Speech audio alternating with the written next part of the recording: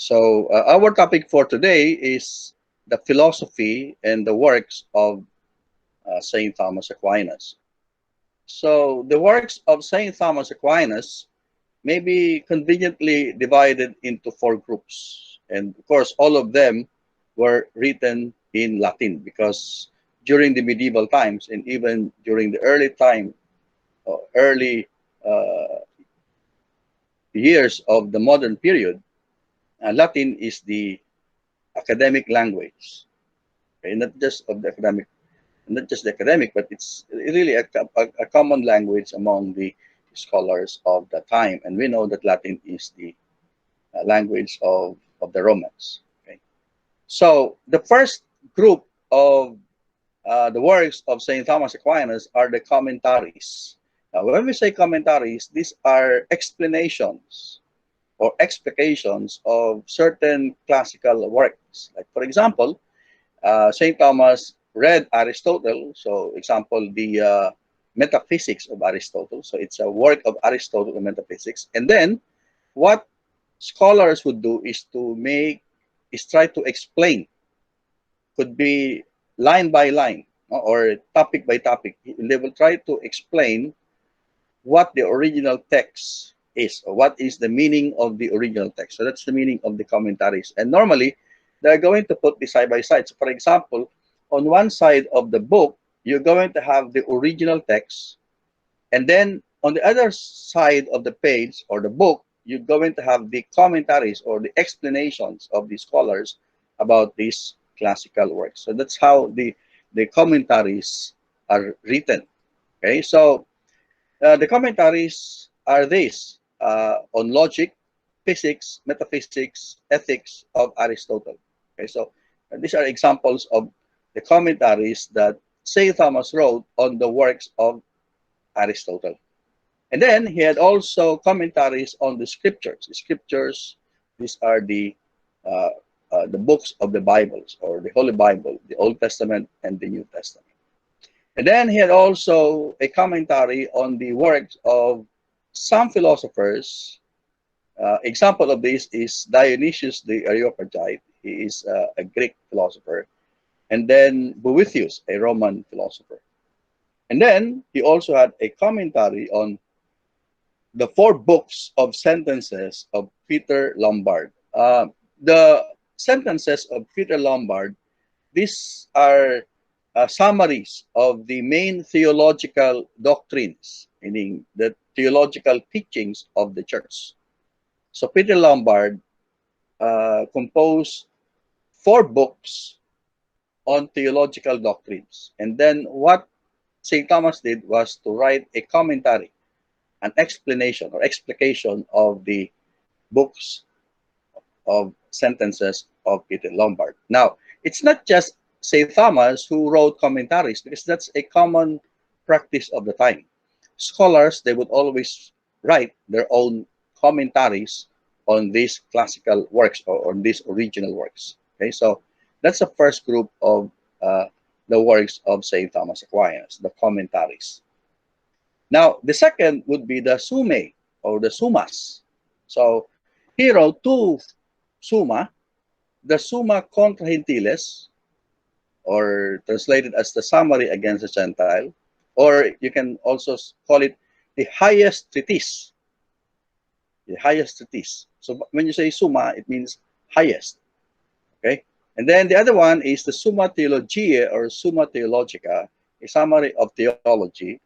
Okay? So when you say Summae or Summa, it's considered to be your obra maestra, the magnus opus. Okay? Your most important book, okay, the Summa. So it's the highest treatise. And again, it's not just St. Thomas who wrote Summae or Summas, because again, it's a common practice of the time to write Summa.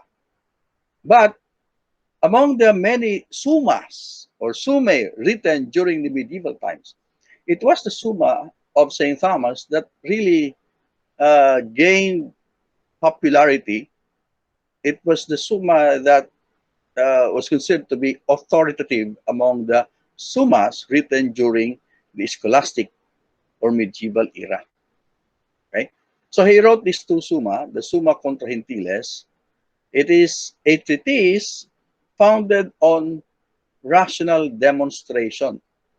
Okay, now when we say rational demonstration, it means that he is arguing, okay, he's presenting his case or his arguments using reason, okay, using reason. What do you mean by using reason? Why distinguish? Why saying reason? Well, because Saint Thomas also wrote another Summa, which is called the Summa Theologiae or Summa Theologica.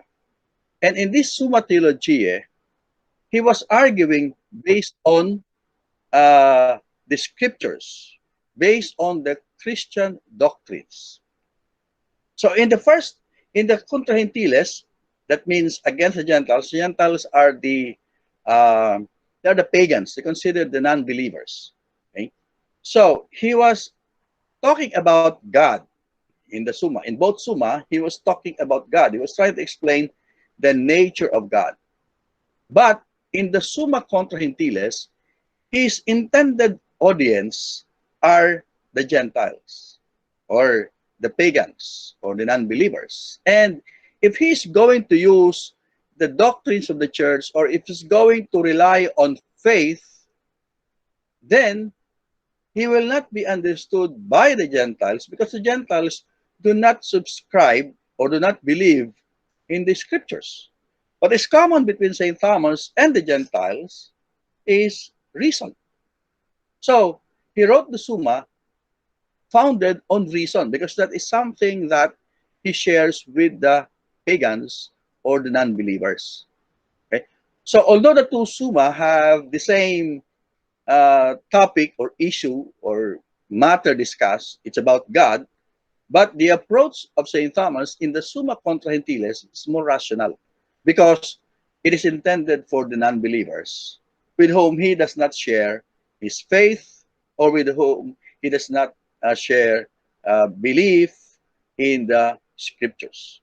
But in the Summa Theologiae, he used not just reason, he also relied on the scriptures, on the Christian doctrines, because his intended audience are not the non-believers. It's intended for the Christians, for the believers. Okay. Now, it says that that Summa was never finished by Saint Thomas because, as we have discussed last time, when he experienced the beatific vision, he did not want to write anymore. So the Summa, actually, there are three books of the Summa. It's not finished, okay, because Saint Thomas would not continue writing the Summa anymore. Okay, so these two are the two most important works of Saint Thomas. The next group of works of Saint Thomas are the questions, questiones. And here are the two types of question. The first one is called questiones disputate or disputed questions. When you say disputed questions, it means it's a controversial issue and it is a topic that is debated by scholars. Okay? Debated by scholars. So, for example, one scholar would say that the truth, for example, one of the works, the Veritate, is this, and then the other one, the other scholar will also argue against that position. So it's a kind of a debate. Okay? So they are trying to answer this, we can say controversial, we can say it's quite complex topic, a topic with differing opinions or positions. So the examples of these questiones disputate are, he wrote something on the truth, the veritate, the anima on the soul, the potentia on power, the malo on evil, and many other disputed questions during his time. And then the other set of questions are just called questiones by any subject, meaning questiones could vitales, meaning it could be any topic that are not really as important as the one mentioned in the first category. Okay, so these are the questions. Then the second works would be the opuscula. So we can say that the puscula could be likened to a miscellaneous, something like that. Okay, so those that are not categorized under the three, they are just uh, grouped into one category, miscellaneous, puscula, selected examples. So one of these would be his first work or first book, The Ente et Essentia, or On Being and Essence. And then you have here another example, the Unitate Intellectus, or the Unity of the Intellect, which he wrote against a group of philosophers called the Averroists. And then the Regimine Principum, or On the Rule of Princes. So these are examples of the opuscula. Okay. But let me just go back. But these are just the main books in philosophy, because aside from these books or works of St. Thomas in philosophy, he has written so many. He has written so many things. Has written sermons, has written prayers, his own meditations, his own reflections, even songs.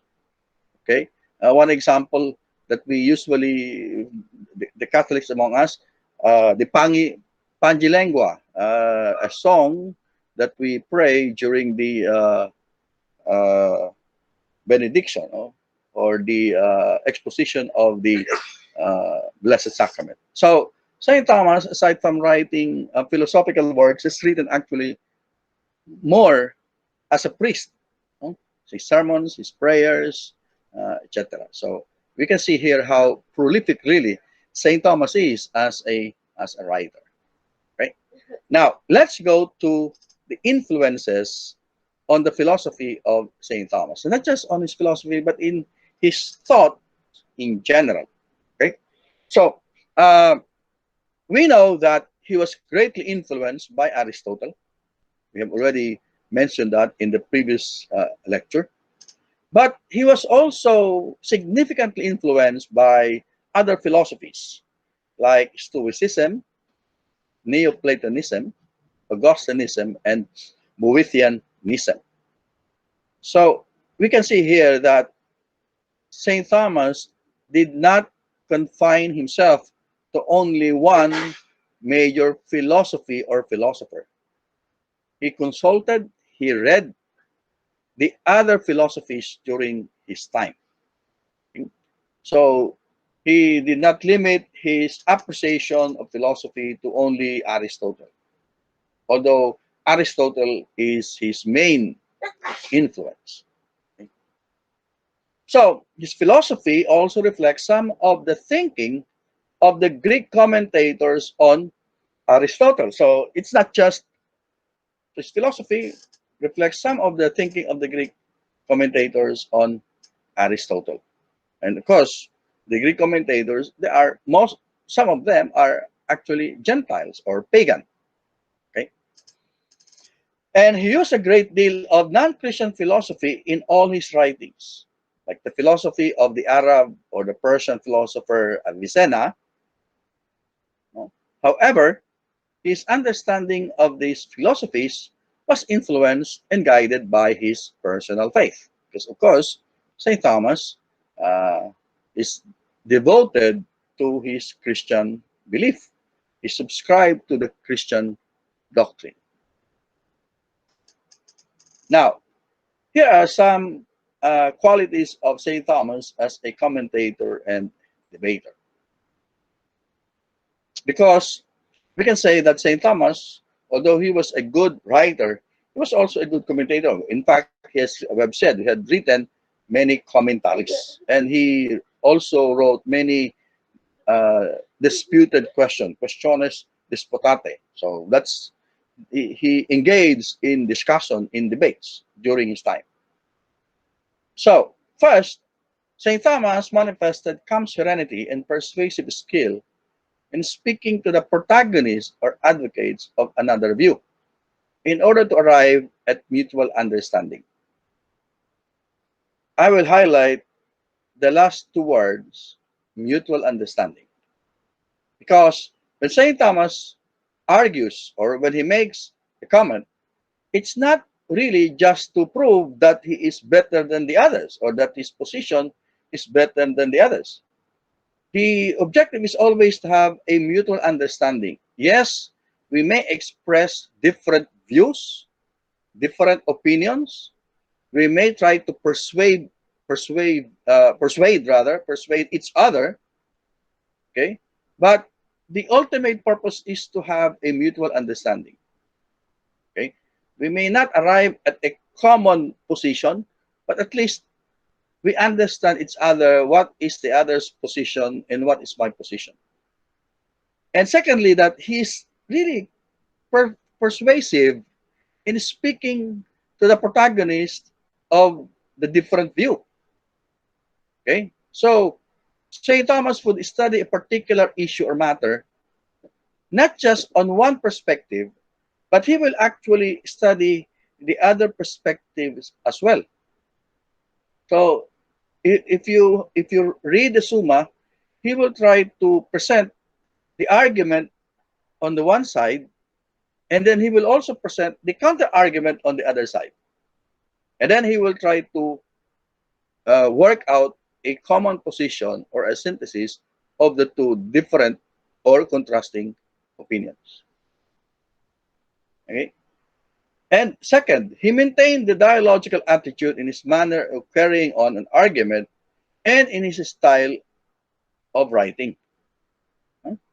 So, just to show you this kind of dialogical or dialectical process, I already mentioned that St. Thomas, when he writes about a particular topic, he would first discuss the position, say the affirmative position. And this affirmative position is supported by these arguments. So he will enumerate the arguments. And of course, he will cite the source of those arguments. And then he will also write about the objections. Okay?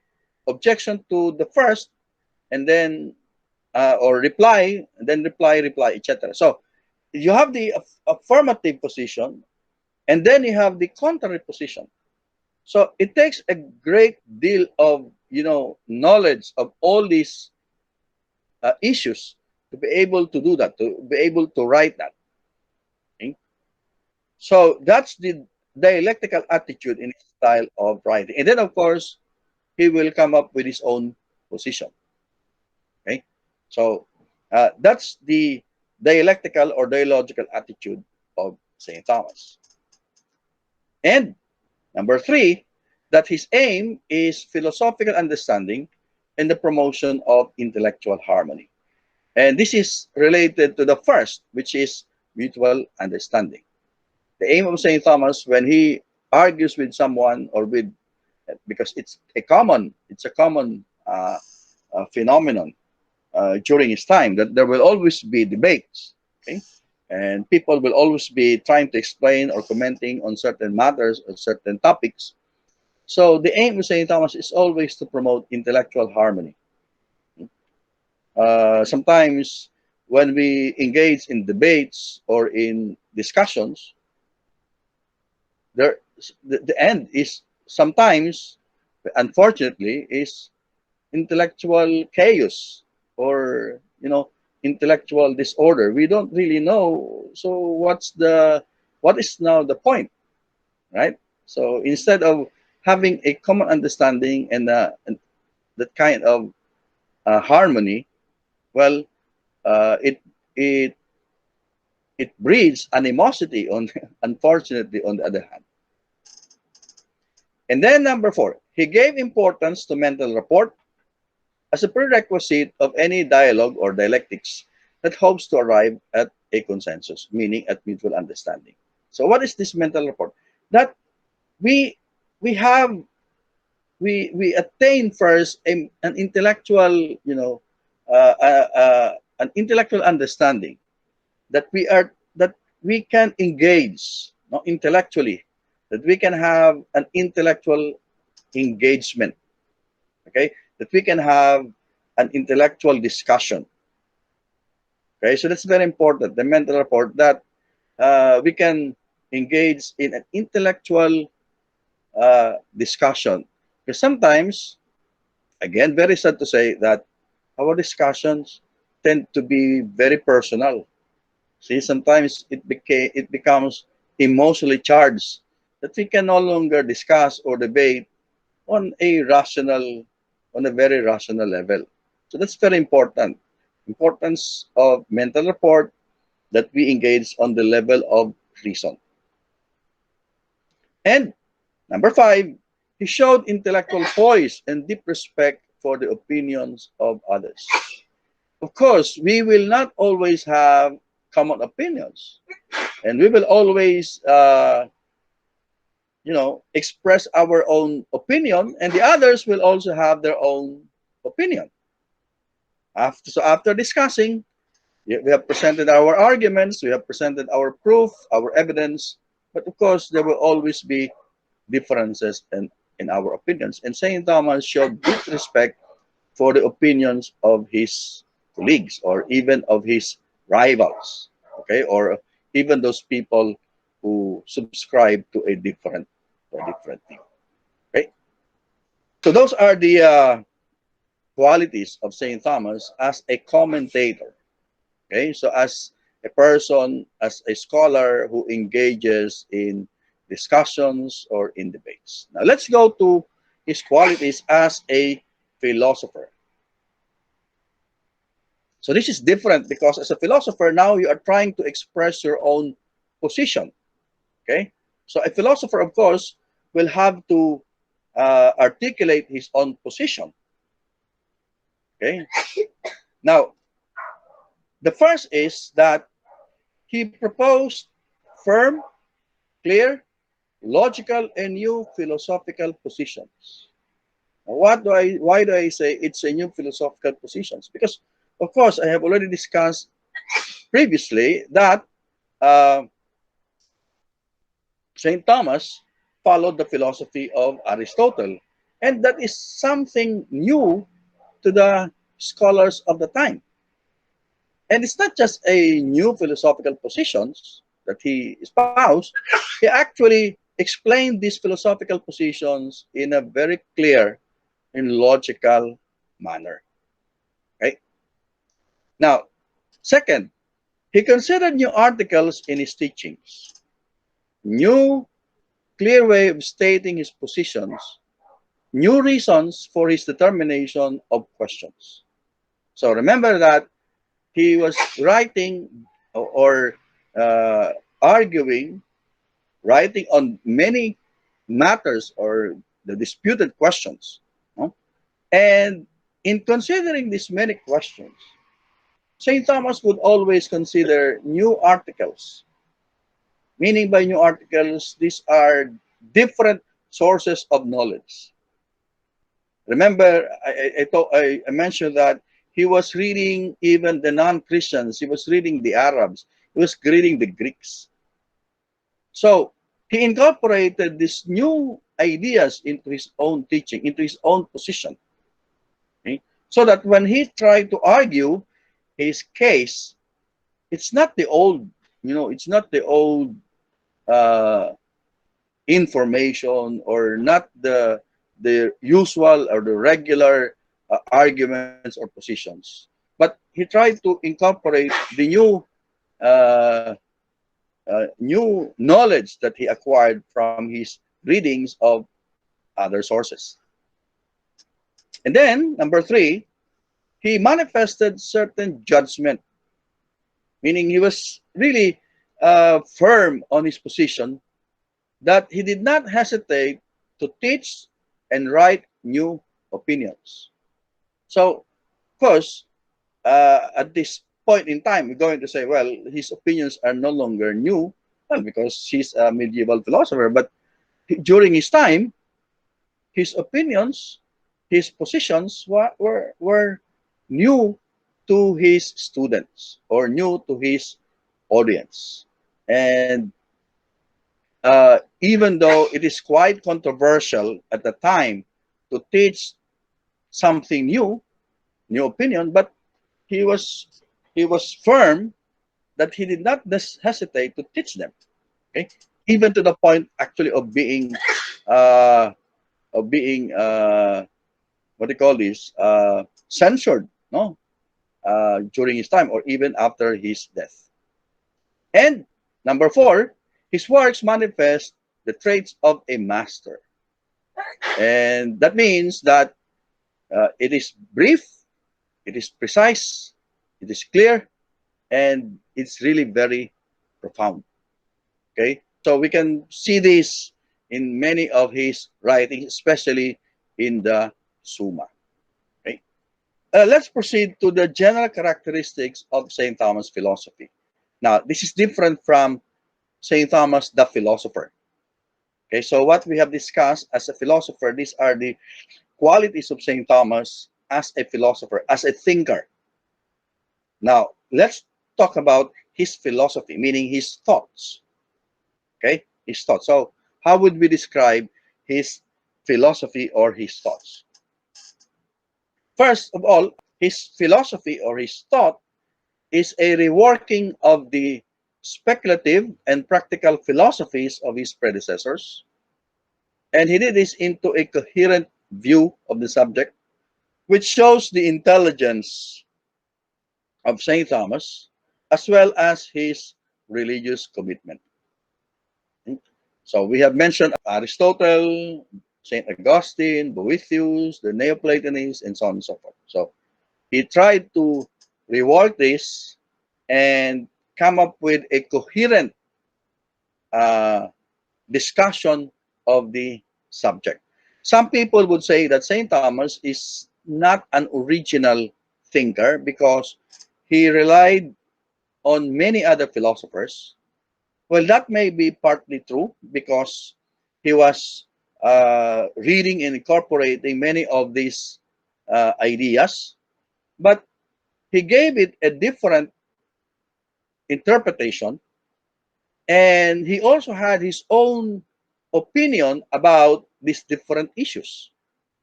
So it clearly shows also the originality of the thought of Saint Thomas Aquinas.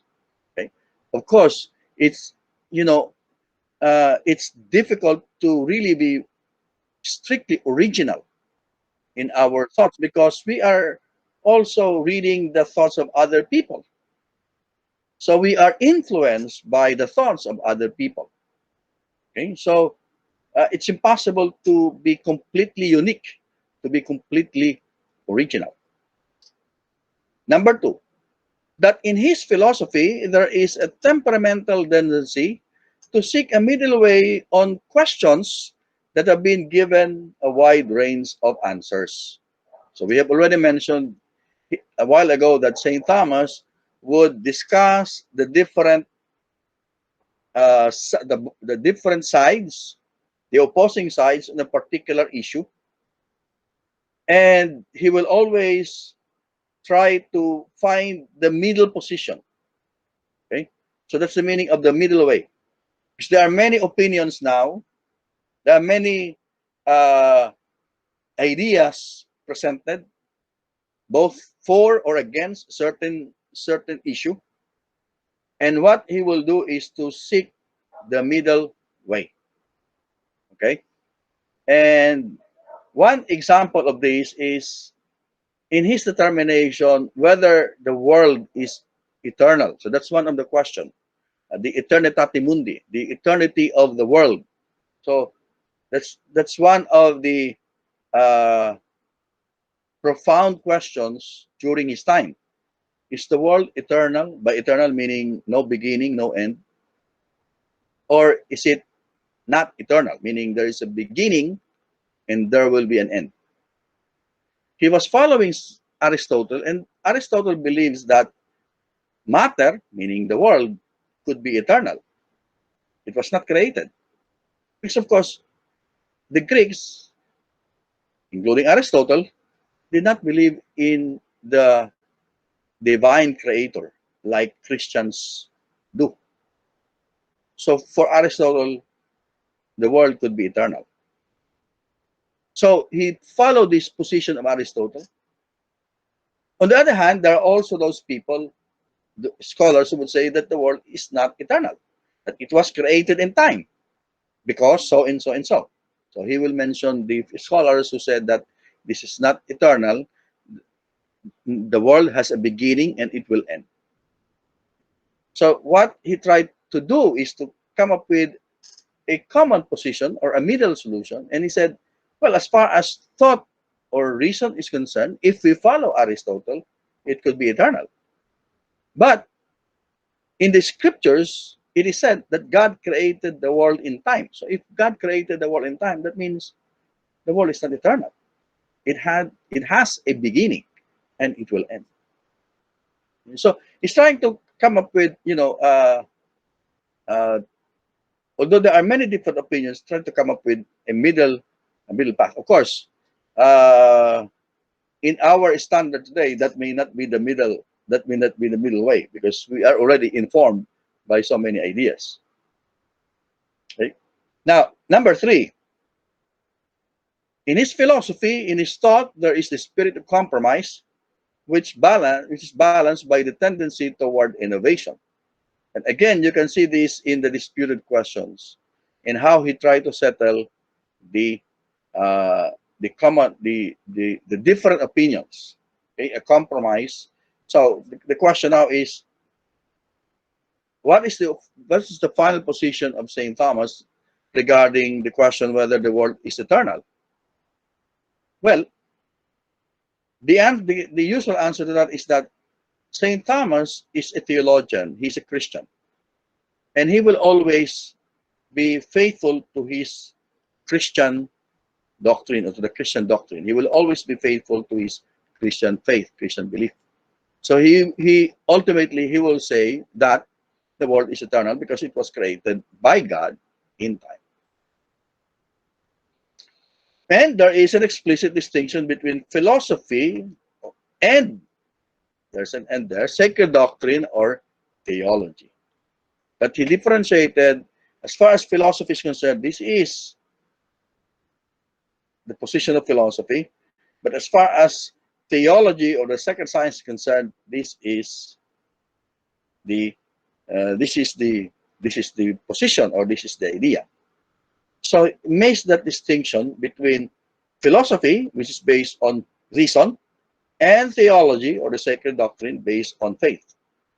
But even if there is a distinction between the two, for Saint Thomas, these two, reason and faith, philosophy and theology, are always complementary. Okay? Complementary. Yes, they may have a different appreciation of the truth, meaning philosophy has its own appreciation of the truth, and theology has its own appreciation of the truth. But for St. Thomas, since the truth came from one and the same source, meaning God, then the two cannot be contradictories. Okay, so that's how St. Thomas came up with his own position about the relationship between faith, theology, and reason, philosophy, or science. They may be distinct, but they are complementary. They are not totally opposite, because there are those who would say that philosophy and theology are completely opposed, completely different. They are contradictories. St. Thomas did not subscribe to that idea. And he had shown that the two, fides et ratio, meaning faith and reason, can actually come together, or they can be complementary. Incidentally, Saint John Paul II, who was also influenced by the philosophy of Saint Thomas, wrote an encyclical letter entitled Fides et Ratio to highlight the complementarity of faith and reason. Now, number five, although his philosophy is Christian, he did not ground his philosophical thinking on principles of religious faith alone. He maintained the autonomy of philosophy from theology. Okay? So he had a separate, independent philosophical thought.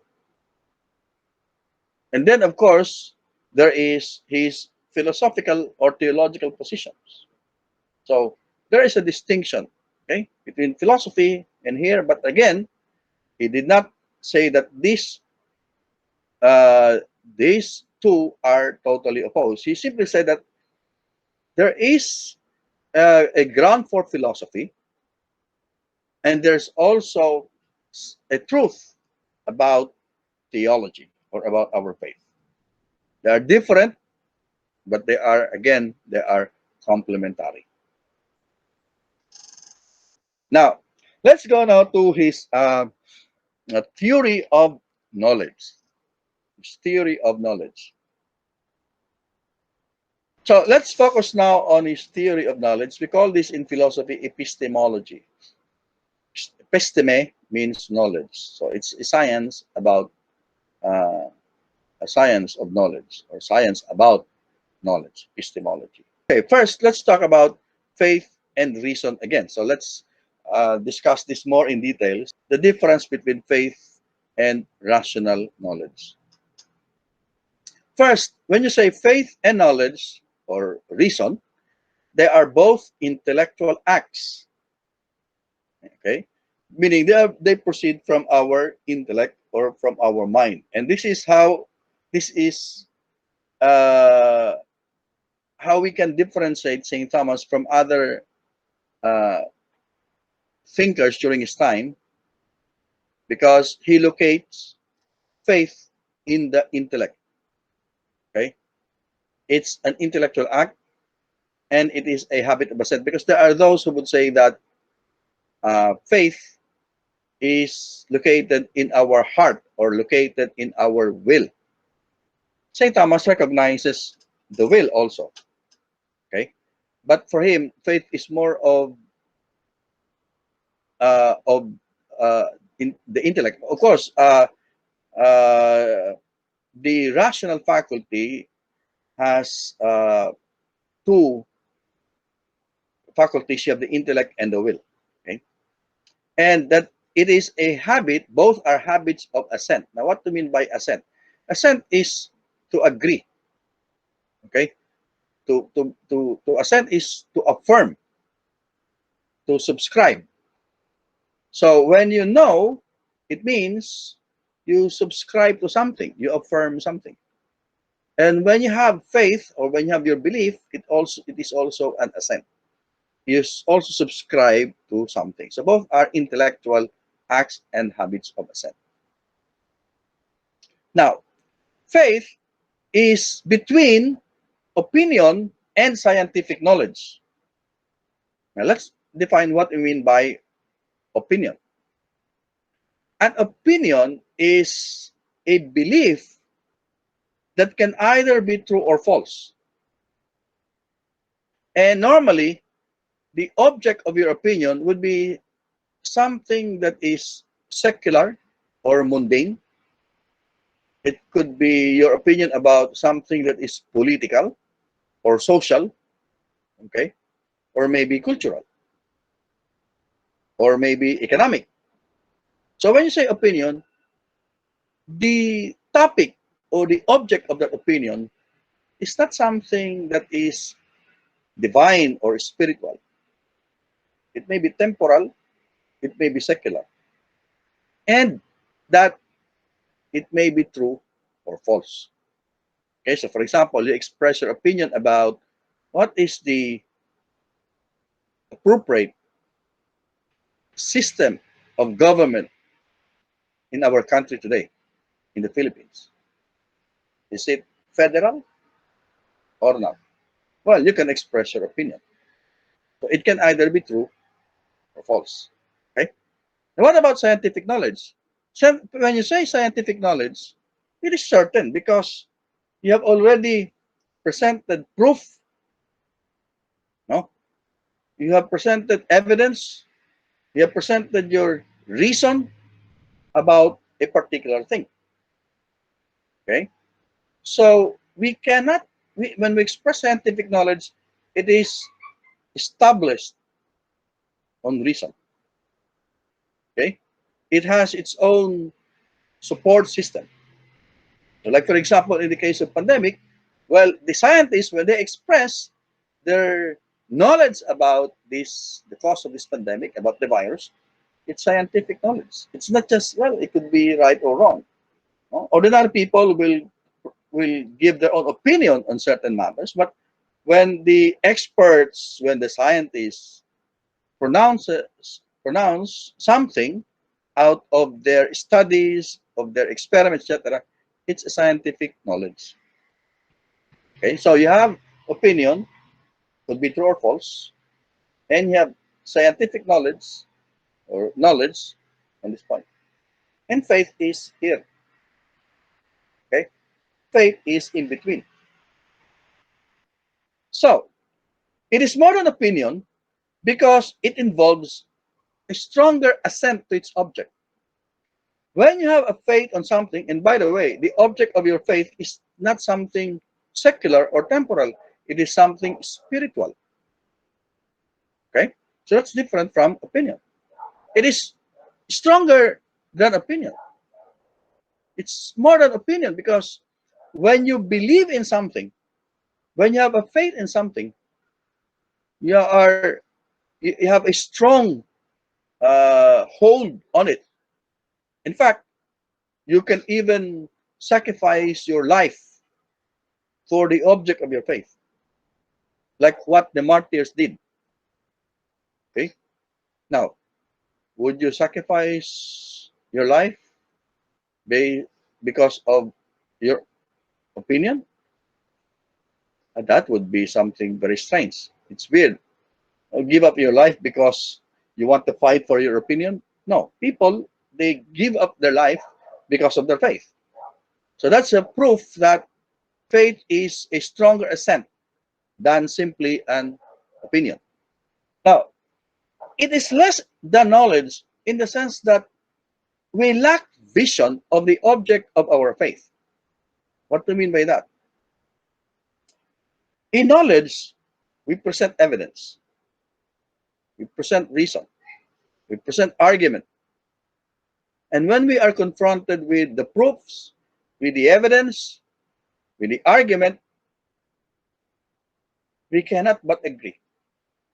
Because we can see for ourselves, no? Based on the evidence, on the facts, on data, etc., the truth of that object. What about faith? Can we see? Can we directly perceive? Can we present proof, facts, data about the object of our faith? No. Okay? No. When Abraham was told by God that he would be the father of all nations, and then later on, he was tested by God if he truly is faithful to God by asking Abraham to sacrifice his son Isaac. Abraham cannot understand. How could he be the father of all nations if he is going to kill or sacrifice his son Isaac? There's no proof, there's no data. But Abraham gave his assent, meaning he believed God. He brought Isaac up in the mountain to sacrifice him. See, it was more of a test of faith. But Abraham never saw, didn't have proof for his faith. See?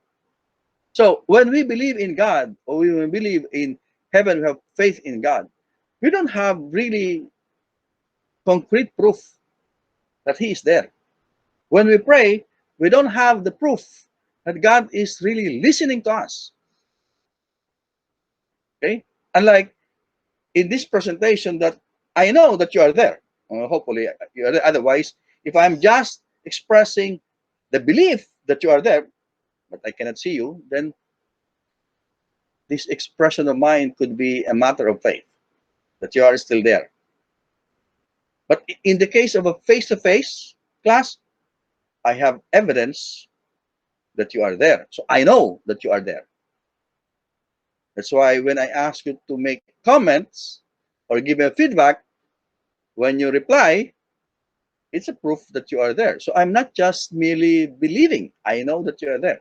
But if you will not reply, if you will not post comments, that means I'm just expressing my faith that you are still there. Okay? So the question is, in this lecture, do I really know that my students are still there listening to me? Or am I simply believing that they are still there listening to me? The answer is my students to give. Okay. So that's the nature of faith. Okay.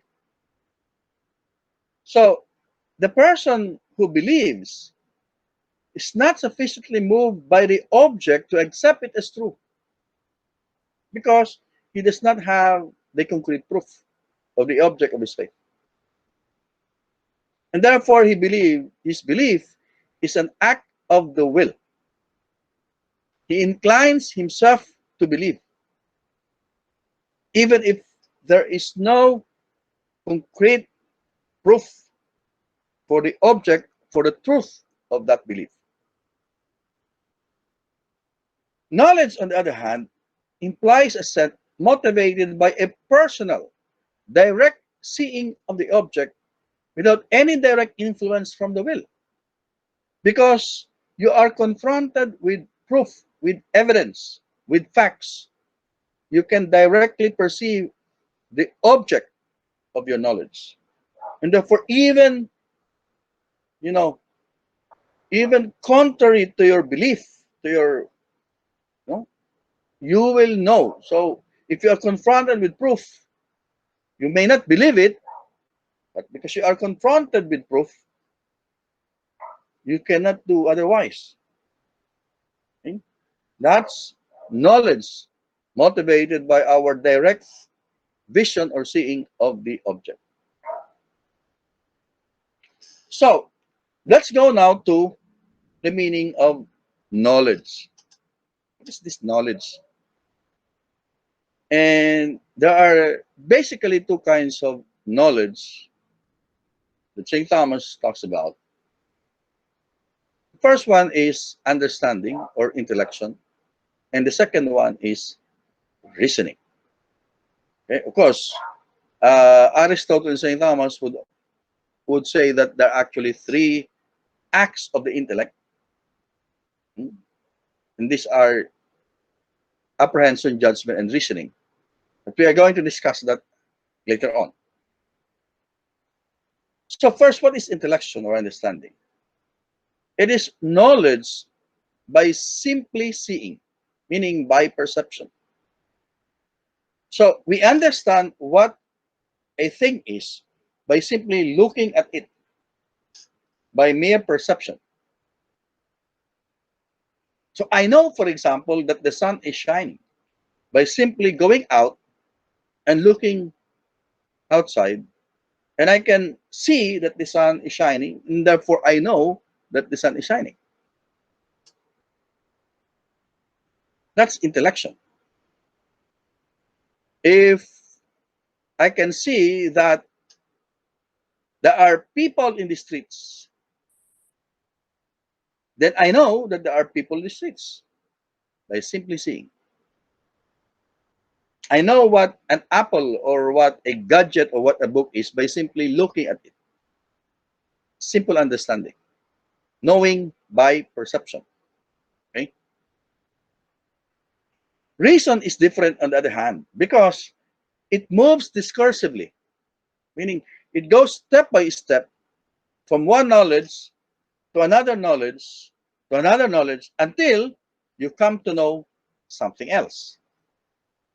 Okay? So it's a more complex Okay? It's a more complex type of knowledge. Something that we do by way of inference. So, for example, I know A, and then I also know B, and I can say, well, A is B. Now, if A is B and C is also A, then I can conclude that, therefore, C is also B. So it's not a simple knowing by simply seeing. We move step by step. You know one thing, and then it leads to something else, and then it leads to something else, then to something else. So it's not a direct knowledge, but it is knowledge by way of inference. And by inference, we mean by way of deduction, by way of connecting step by step one thing to another, then to another, then to another. Okay? And most of the time, that's what we do in our work. We use reason. Okay? So, for example, you make a decision whether you are going to attend the class today or not. So you can make an inference. No?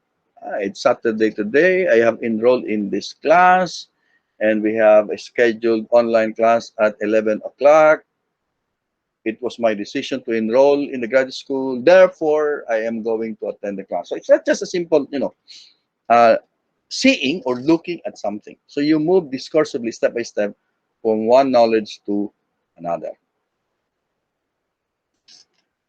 Now, knowledge can also be divided into two, the speculative and the practical. Speculative, or sometimes you call it theoretical knowledge, is knowledge for the sake of knowledge. They try to gain knowledge for the sake of simply knowing. Okay? For the sake of knowing. Question always is there a knowledge that is only absolutely speculative? Well, in the real world, none. Because even this theoretical knowledge will have some practical applications, one way or the other. The second is practical reasoning or practical knowledge.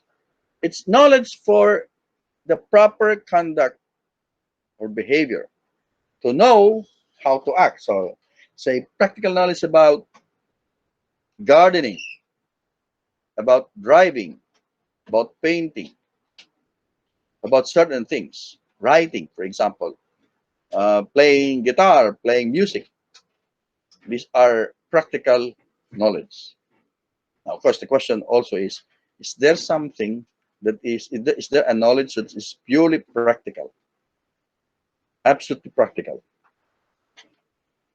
In real life, none, because practical knowledge would somehow, one way or the other, involve some kind of a theory, speculative knowledge. Now, the nature of cognition. So, what is the meaning of cognition? Cognition means knowledge. So, the question now is, how do we know? How do we know? From the simple understanding to reasoning, whether it is speculative or practical, the question is, how do we know? What is the nature of cognition? Okay, so remember, cognition is knowledge. Now, let's start with the faculties. And when we say faculty, it means capacity. So when you say human faculties, there are human capacities. The capacity to do something else, to do something. So when you say knowing faculty, it's the capacity to know. And according to Aristotle and St. Thomas, there are two cognitive or knowing faculties. These are the sense or senses and the intellect. Sense and intellect.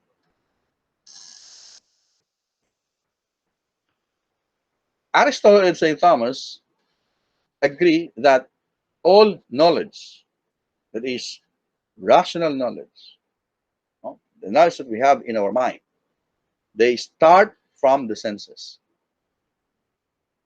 For them, there's nothing that comes to the mind that did not pass through the senses. Nothing that comes to the mind without passing through the senses. So one way or the other, the things that we have here in our mind pass through our senses, or at least receive directly or indirectly by our senses. For example, how will we know the colors if we cannot see them? Or the different sounds if we cannot hear them?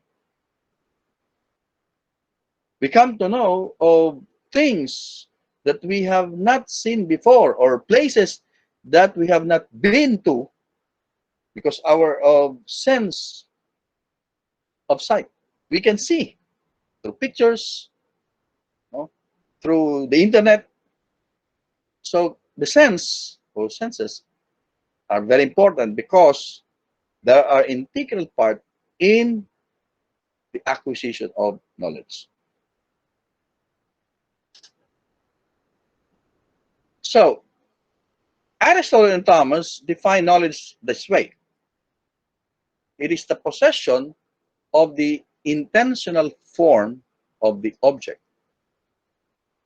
Possession of the intentional form of the object. Let's define what is the meaning of the terms that we find here. First, what do we mean by intentional form of the object? So the object, of course, is any object that we know. It could be a physical object. It could be a place. It could be what? It could be an item. It could be a person. It could be anything, really. It could be concept, right? So when you say intentional form of the object, physical object, it means an image or copy or a representation of the object. Like, for example, this laptop in front of us. This is the object, a laptop.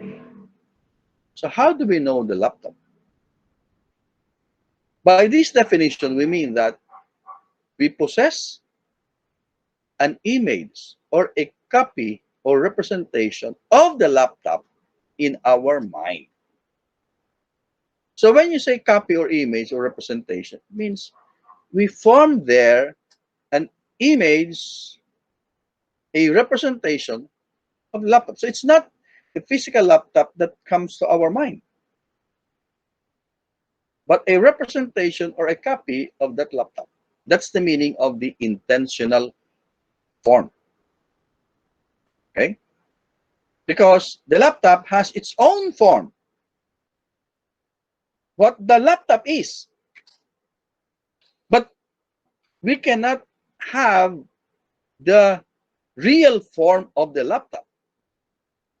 All we can have is a copy of that form. And that's the intentional form, a copy.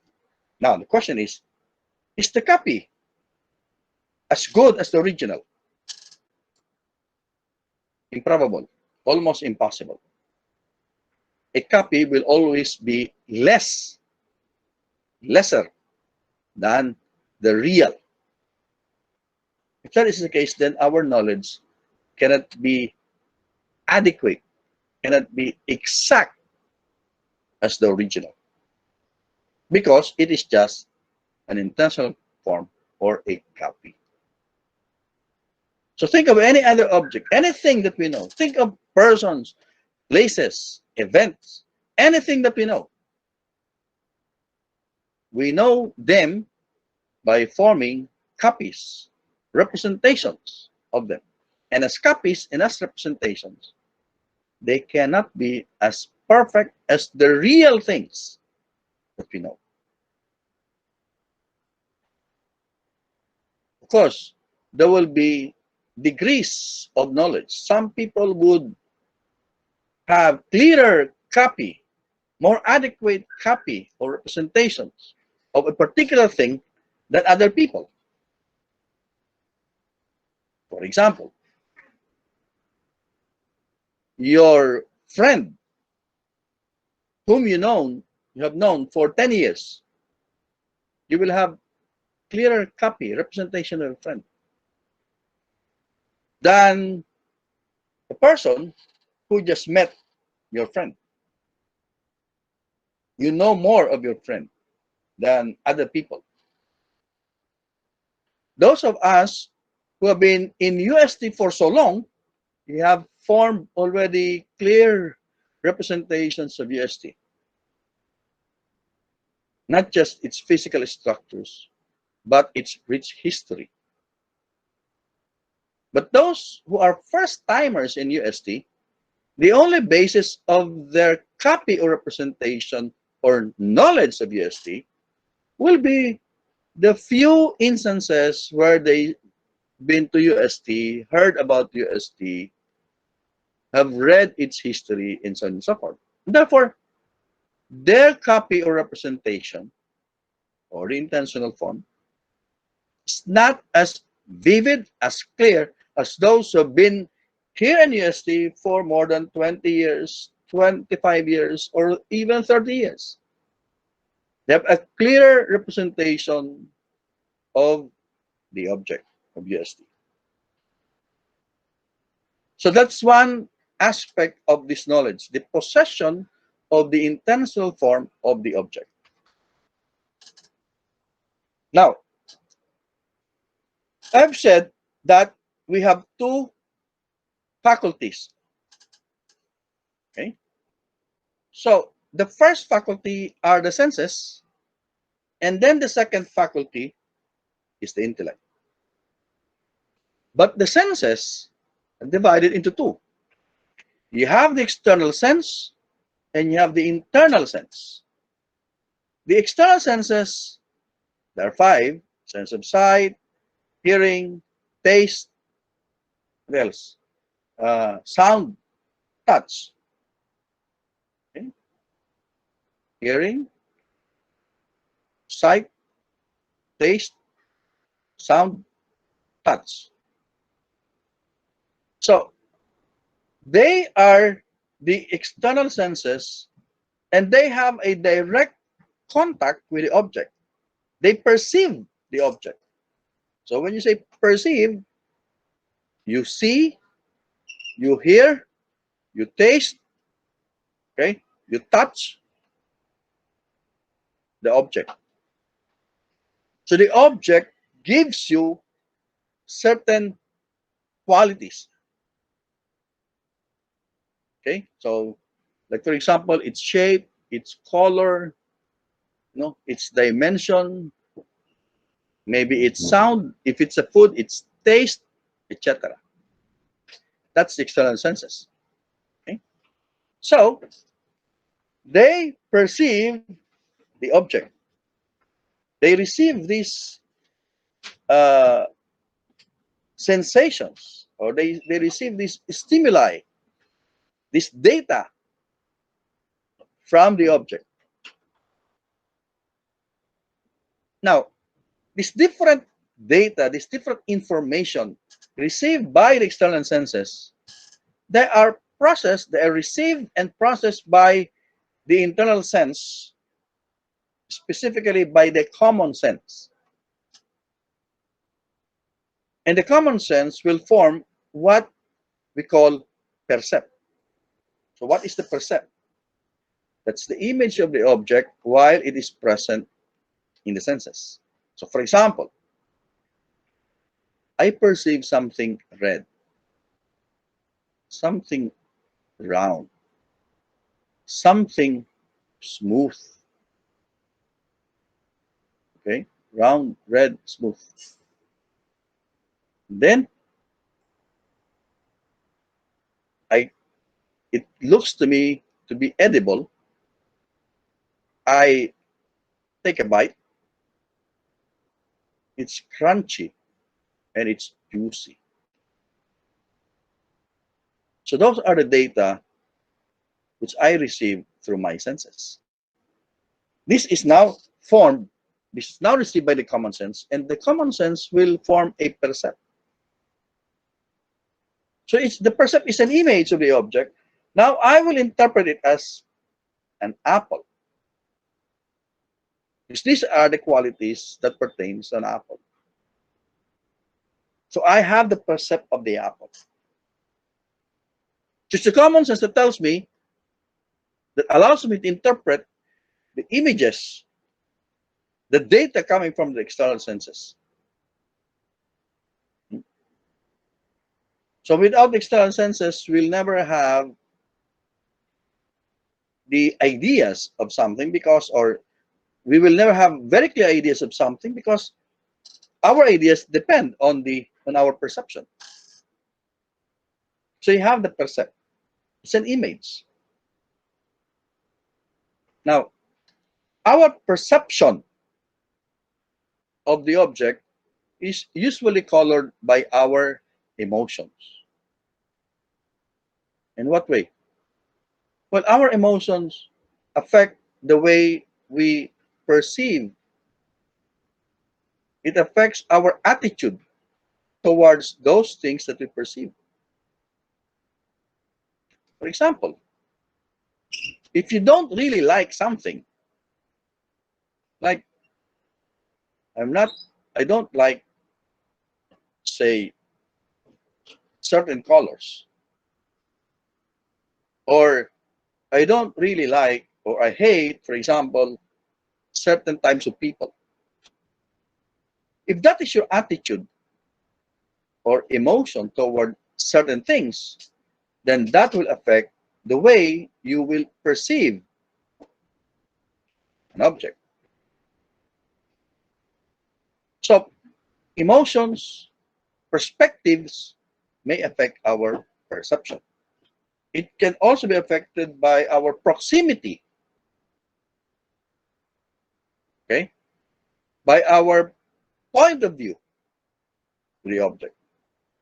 A useful experiment is, how do you read this number 6?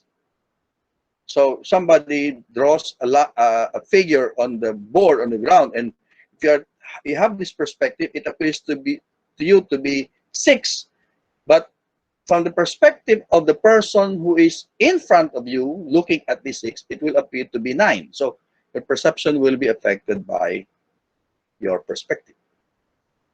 Okay. Next is the imagination and the memory. The imagination forms the phantasm. What is the phantasm? It's the image of an object that is stored in the imagination and memory. That's the phantasm. So for example, you are no longer looking at this red, round, smooth, juicy, crunchy object. The apple is no longer in front of you. You are no longer looking, you are no longer eating the apple. But you can still imagine the apple. That image that is stored in your imagination or memory is called phantasm. So while eating your lunch, if you are eating your lunch today, you have the percept, meaning you have the taste, and of course the aroma of the food. Well, after you finish eating, food is gone, but you can still imagine the flavor, the taste. While probably listening to this lecture, you have the percept of this lecture. Later on, we will try to remember. Now you have the phantasm.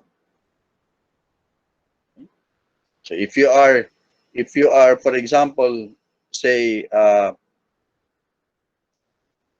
talking to a person, then you have the percept of the person. But after the conversation is finished, you go separate ways. You can still imagine the image, his facial expression, the words that he said. That's a phantasm. They are now stored in our memory or in our imagination. The next is the intellect. So you have the senses and the intellect. The senses, they form the percept and the phantasm. But these are images of concrete objects, material, particular objects. The intellect is called the spiritual faculty. Spiritual because it is the faculty that can know the spiritual and the abstract. When you look at the apple, this apple is concrete. That's why it is perceived by the sense, the material cognitive faculty. This apple is concrete. What about an apple? An apple is not concrete. This apple is concrete. An apple is not concrete. It becomes abstract.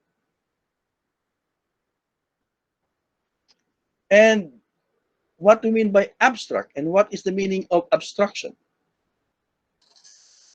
It is the process whereby our mind removes the non-essential elements or qualities of the object, takes essential ones, and forms them into one universal image. We call this the abstracted nature.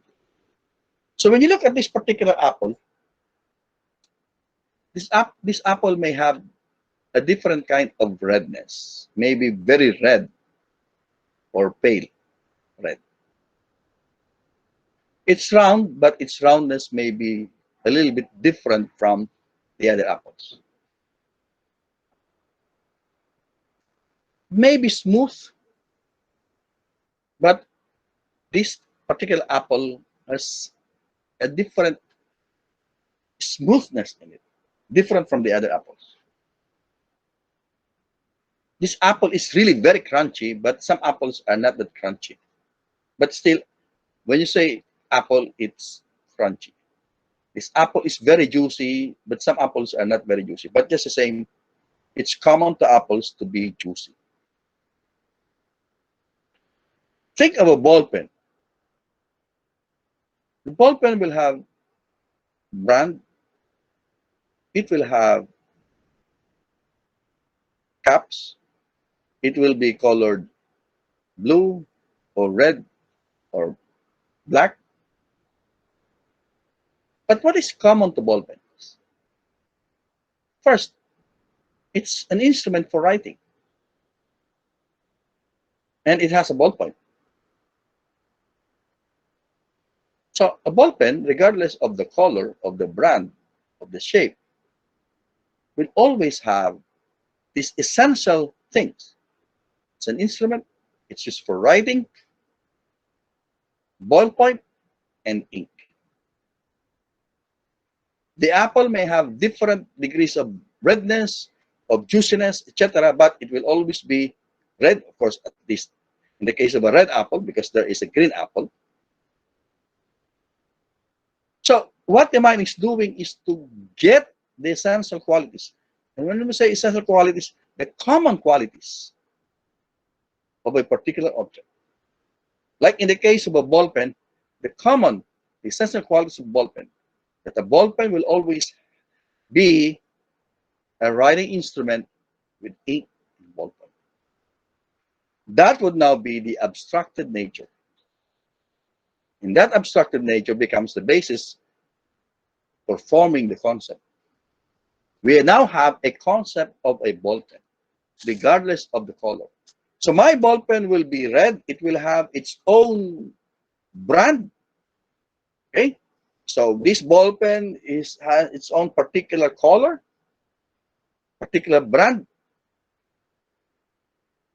and its distinct physical appearance may be different from